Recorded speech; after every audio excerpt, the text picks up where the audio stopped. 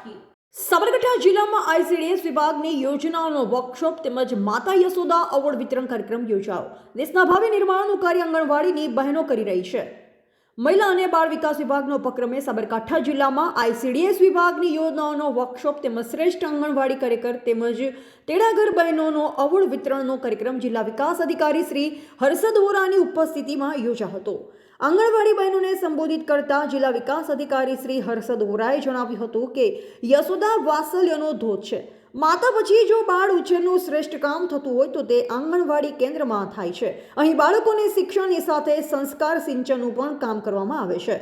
તેમણે વધુમાં ઉમેર્યું હતું કે દેશના ભાવિ નિર્માણનું કાર્ય આંગણવાડી બહેનો કરી રહી છે, ત્યારે તેમના આચાર વિચાર અને વર્તણૂકની પણ બાળ માનસ પર મોટી અસર કરે છે। બાળકો સાથે તાદાત્મ્ય કેળવી તેમને મળતા સરકારના લાભોથી એક પણ બાળક વંચિત ન રહે તે જોવું, બાળકને પોષણયુક્ત આહાર મળે તેમજ મહિલાઓ પરિવારની જવાબદારીમાં પોતાના પોષણ અને સ્વાસ્થ્ય પર ધ્યાન આપે તેમ જણાવ્યું। કાર્યક્રમમાં ઉપસ્થિત મહિલા બાળ વિકાસ સમિતિના અધ્યક્ષા શ્રીમતી લીલાબેન નીનામાએ જણાવ્યું હતું કે આંગણવાડી કાર્યકરનું સમાજ નિર્માણના કાર્યમાં મોટું યોગદાન છે।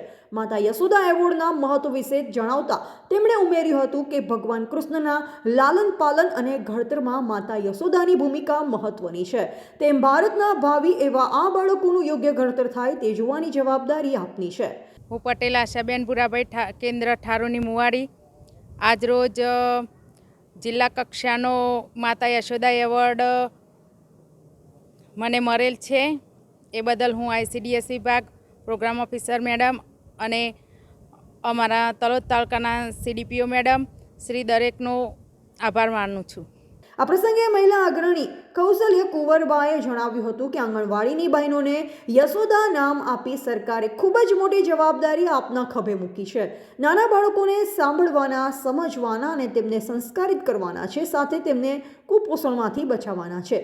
આ એવોર્ડ વિતરણ સમારોહમાં જિલ્લા કક્ષાએ શ્રેષ્ઠ કામગીરી કરનાર મુખ્ય સેવિકા ઈડરના પ્રવીણાબેન પટેલ ₹41,000, આંગણવાડી કાર્યકર તલોદના આશાબેન પટેલને ₹31,000 તેમજ તેડાગર દિવિકાબેન મકવાણાને ₹21,000નું રોકડ ઇનામ તથા સાલ અને મોમેન્ટો આપી સન્માનવામાં આવ્યા હતા। ઉપરાંત તાલુકા કક્ષાની 16 બહેનોને ₹21,000 તથા તેડાગર બહેનોને ₹11,000નો ચેક તથા મોમેન્ટો અર્પણ કરવામાં આવ્યા હતા। હું બ્રહ્મભટ્ટ મનીષાબેન, પ્રોગ્રામ ઓફિસર આઈસીડીએસ જિલ્લા પંચાયત સાબરકાંઠા।